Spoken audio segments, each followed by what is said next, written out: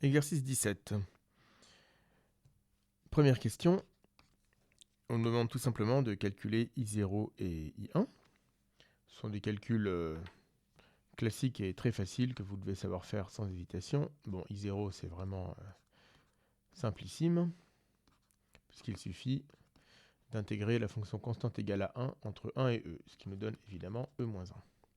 Pour I1, c'est un résultat à connaître quasiment par cœur. On demande une primitive de log de t.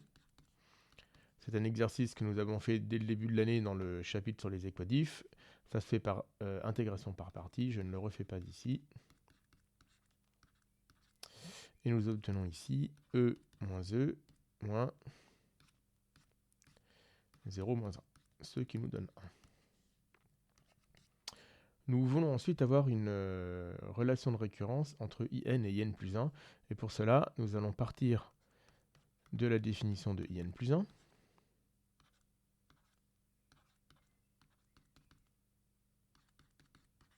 Et effectuer une intégration par partie. On peut remarquer ici la similitude entre ce qu'on est en train de faire là sur cette intégrale et les intégrales de Wallis. Dans les intégrales de Wallis, c'est la fonction sinus qui est mise à la puissance n, c'est ça qui définit la suite in. Ici, c'est la fonction log, mais le principe va être le même. Enfin, ça va être très ressemblant. Ici, je vais le préciser là plutôt. Attendez. Hop. Ici, pour effectuer une intégration par partie, il nous faut un produit. Comme pour la fonction log, nous allons écrire que log puissance n plus 1, c'est 1 fois. Pardon, c'est 1 fois log puissance n plus 1. On peut l'écrire à côté. J'aime bien l'écrire comme ça quand je fais une IPP. On va primitiver 1 et dériver log puissance n plus 1.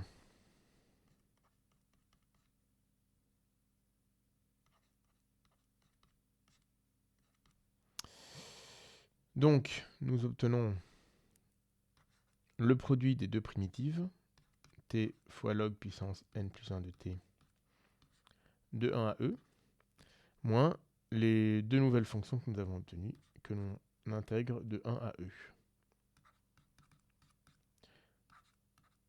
Ça se simplifie, et nous obtenons directement e moins n plus 1 in. Ce qui nous donne donc notre relation de récurrence. On va la réécrire ici. Pour tout n dans n, in plus 1 égale e moins n plus 1 fois in.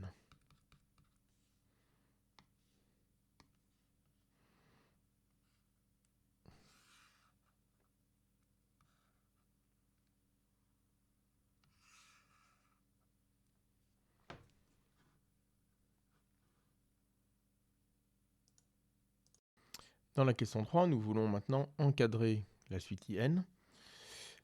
Et en particulier, si vous regardez l'inégalité de gauche, nous voulons montrer que in est strictement positive. Et là, l'inégalité, le fait qu'elle soit stricte, rajoute une difficulté supplémentaire. On a évidemment envie d'écrire cette chose-là. Pour tout t entre 1 et e, log puissance n de t est positif. Et bon, souvent on ne le met pas, mais c'est vrai qu'ici, la borne 1 est strictement plus petite que la borne e. Donc quand on intègre de 1 à e, l'intervalle est entre guillemets à l'endroit. Donc, quand on intègre une fonction positive, nous obtenons quelque chose de positif. Donc in est positif. Comment obtenir l'inégalité stricte? Là, c'est un tout petit peu plus délicat. Et en particulier, il va être indispensable d'utiliser un théorème du cours en pensant bien à toutes les hypothèses. Donc attention, on veut strictement positif. Donc déjà, la fonction log n'est pas strictement positive sur 1e. Elle l'est seulement sur 1e, mais ouvert en 1.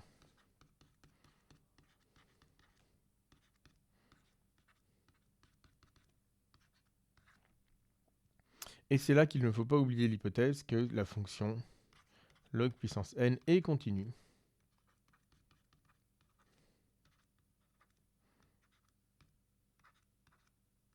Bon, on peut même fermer en l'occurrence. Voilà, ça, il faut surtout pas oublier cette hypothèse-là. C'est le théorème du cours. L'hypothèse est indispensable.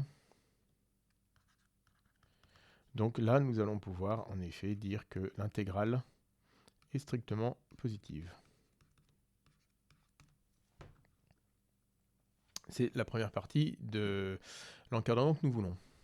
Si on revient à l'inégalité précédente, donc de plus, IN, nous avions écrit que c'était, nous avions tout à l'heure la relation IN plus 1 égale E moins N plus 1 IN. Donc IN est égal à E moins IN plus 1,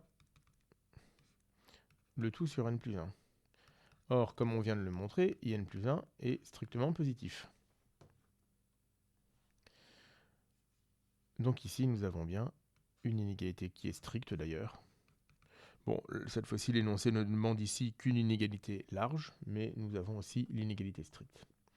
Donc, nous avons bien répondu à la deuxième question. La troisième question, pardon.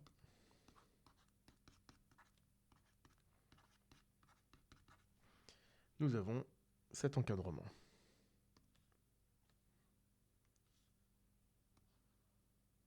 L'intérêt de cet encadrement, c'est que grâce au théorème des gendarmes, maintenant, nous allons pouvoir dire que la suite UN tend vers 0.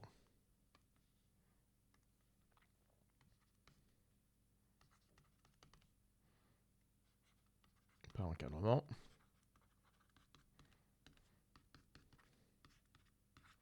IN tend vers 0 quand N tend vers plus l'infini. Et donc,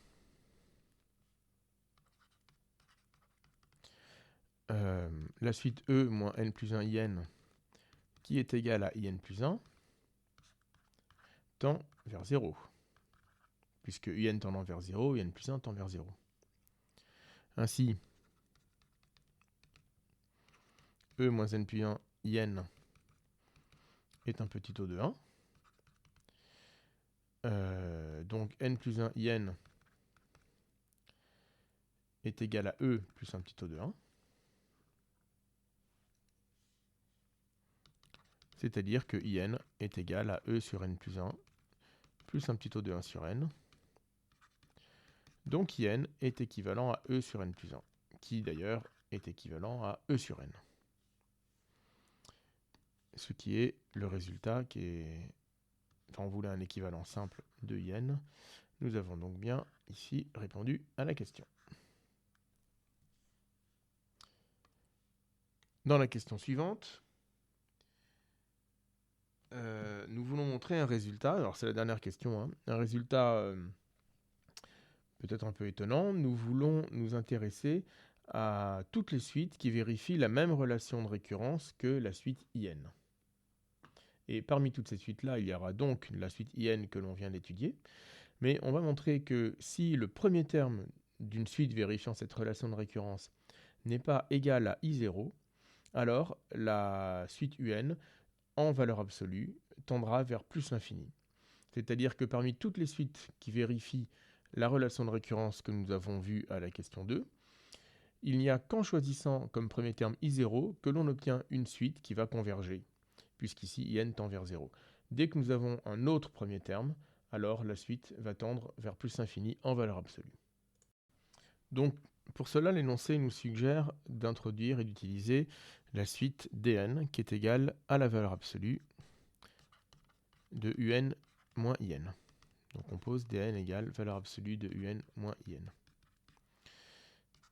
Donc si l'on s'intéresse à dn plus 1, c'est égal à la valeur absolue de un plus 1 moins in plus 1. Et en utilisant la relation de récurrence commune vérifiée par un et in, nous obtenons cela. Ce qui, après simplification, nous montre que dn plus 1 est égal à n plus 1 fois dn. Et là, alors attention, ce n'est pas une suite géométrique, puisqu'ici, le coefficient n plus 1 n'est certainement pas une constante. Mais en tout cas, il est très simple, si on écrit les premières relations, de voir que D1 est donc égal à D0, D2 est égal à 2 fois D1, D3 est égal à 3 fois D2, c'est-à-dire 6 fois D1, c'est-à-dire 6 fois D0, donc factoriel 3 fois D0, et je vous laisse finir, mais en tout cas, une récurrence facile assure que pour tout n, dn est égal à factoriel n fois d0. Mais si nous supposons que u0 est différent de i0, alors d0 n'est pas nul. Et même, elle est strictement positive, puisque c'est une valeur absolue. Donc la suite dn tend vers plus l'infini. Mais avec l'inégalité triangulaire, dn qui est égal à la valeur absolue de in moins in, un moins in, c'est supérieur ou égal à un moins in. Ça n'est pas ça que je voulais dire. Attendez, que je m'y prenne dans le bon sens. À la fin, on veut obtenir une minoration. Oui, c'est ça. Alors, on peut l'écrire. Oui, pardon. C'est supérieur ou égal à la valeur absolue de un moins la valeur absolue de in. D'accord. Donc, la valeur absolue, c'est toujours pas le bon sens. Je voulais écrire dans l'autre sens. C'est supérieur ou égal à in moins la valeur absolue de un. Je vais y arriver. Donc, la valeur absolue de un est supérieure ou égale à la valeur absolue de in moins dn. Et c'est toujours pas ça.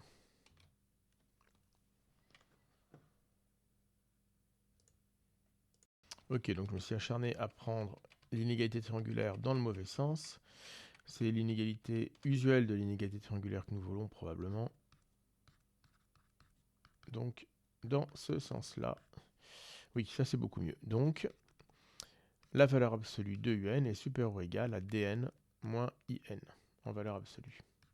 Mais on sait que la suite in tend vers e, pardon, tend vers 0. Donc comme c'est une suite convergente, elle est bornée. Hein, la suite in est bornée.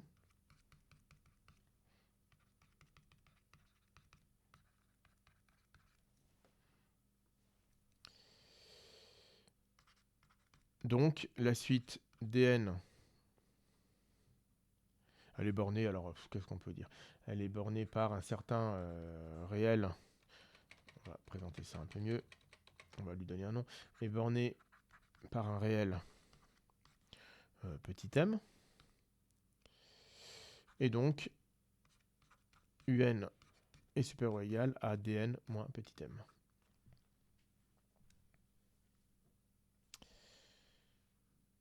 Et c'est suffisant puisque par théorème de minoration, comme dn tend vers plus l'infini, un